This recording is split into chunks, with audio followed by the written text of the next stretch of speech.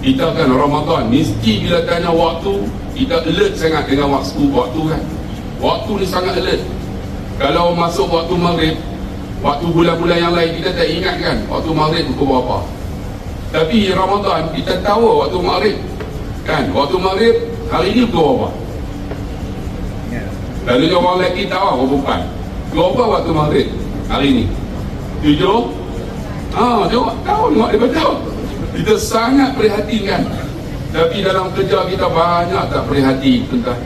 Kita buat tak kisah kan. Tuan-tuan, kita boleh buka puasa, kita boleh makan bila-bila nak makan, tapi tuan-tuan tetap menjaga masa 7.26.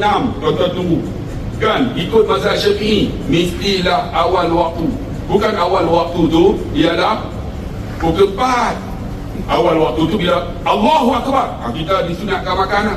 Tapi mazhab Syafi'i banyak di kalangan kita tunggu 7.26 sambil lambung onde-onde sambung bila masuk kan. Allah yang buat makanan. Tuan-tuan alert dengan waktu. Tapi ada di kalangan kita kerja tak jaga waktu.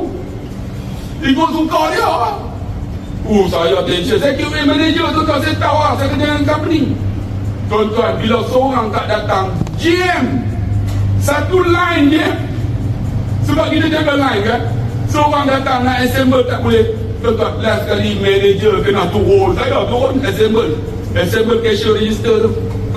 Trump gaji 20,000 nak buat. Dia kena turun juga. Kalau seorang tak datang, kadang-kadang mereka bengang tuan-tuan, tak datang sampai 5 orang. 5 orang tak datang. Ni line ni macam mana nak buat ni? Saya nak kontrol macam mana? Allahu Akbar. Tuan-tuan menyusahkan orang. Sedangkan Ramadan membentuk prihatin.